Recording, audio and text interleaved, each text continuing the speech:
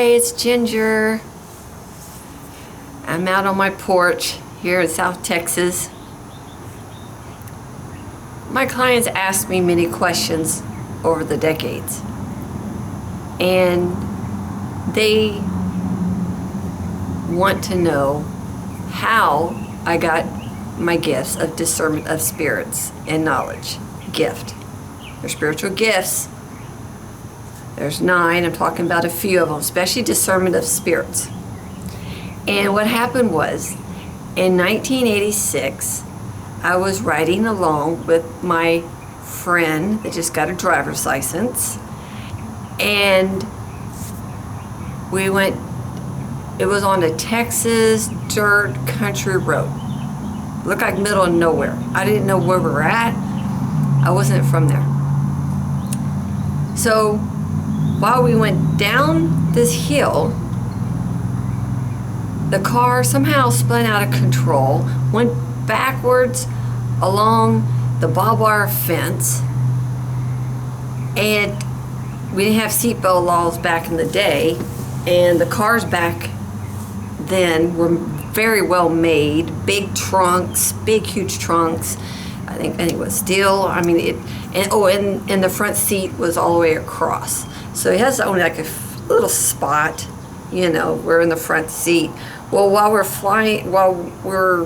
out of control of the car and we're going backwards along down a hill on the barbed wire fence, I flew somehow in that little spot of the front seat into the back seat behind the driver, who was screaming the whole time.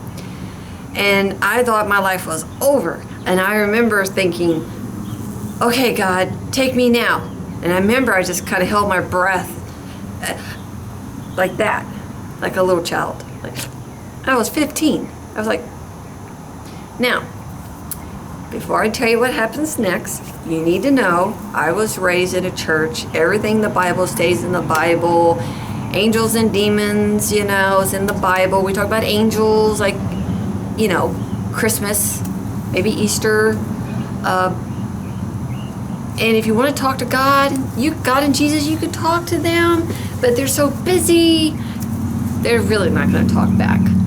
So I had this kind of impression, but I didn't care. I went to vacation Bible school. I went to Christian camps. That's what saved me. But I knew I was a goner. I'm flying into the back seat, going downhill, and I held my breath. God, take me now. And the next thing I know, remember, I wasn't taught this. I left my body, went through the hood, I went up into the sky, not too high, not too low, and I saw God and I saw Jesus from neck down, wearing white, on the throne, another white, not an earthly white, and it was solid, and God told me in his audible voice, basically it wasn't my time. Whatever he told me, I was like, yes, sir. I remember the earth was below, and it didn't matter. None of that mattered. It's whatever he said. And Jesus, whatever they tell me. And I remember like, And next thing you know it, I'm back into my body. And by then, I flew from the passenger side, and the little crack, I went over and I landed diagonal where the door is, behind the driver. And the car stopped. And I remember thinking, I'm too scared to open my eyes. So I start touching my body, making sure everything's there. I had some glass right there, and I was just checking everything. And then I slowly opened my eyes, and I looked to the right, and there was a telephone pole in the back seat with me. I could reach out, there's a telephone pole. The big trunks, so that telephone pole, the trunk wrapped around the telephone pole. So then, I'm looking at it in shock. The driver is screaming, and I'm figuring out, I saw God and Jesus, and there's a telephone pole. I got a lot going on. I think more surprised about God and Jesus. So We crawled out of the windows because we can't get out of the doors, and we walked away from it and found out it took a long time for them to get the trunk wrapped around the telephone pole. It took a long time for them to separate it. And they said something about the gas tank should have smashed and could have blown up the car or something like that. Either way, I knew it was a miracle. So I went back to school. I went back home in the morning. At school. Oh, before I went into the cafeteria, I remember God was telling me all these things, and I wish I could tell you exactly what it was. And He was telling me, He did say, you're going to have someone on your right. And I remember outside of the cafeteria, the cement slab, I remember looking to my right, looking down at the ground. He said, you're going to have someone on your left. I remember looking down. I didn't know what He was talking about, but I knew I was going to have two people. Found out He meant angels. I wasn't educated. So after He was telling me all these things, I have someone to my right, I have someone to my left, then I opened the cafeteria door and I saw all my classmates. It was a small school.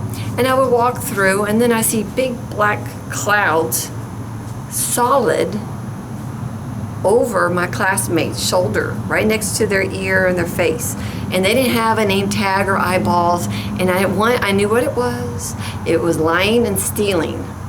So I was getting the scoop on my classmates. I still remember who they were. I'm not going to say it. But of course, I'm thinking, oh yeah, that makes sense. That fits what I thought already. So I didn't say anything. I just kept on walking. And then in the back of the cafeteria, I saw like white transparent clouds, and they were moving really fast, and they were busy and very serious. But I knew they were good. So as a 15-year-old, white clouds are good, those black clouds are bad. Ever since then, I've been seeing angels and demons. And yes, the white ones were the God's, Jesus angels. The black clouds were the demons.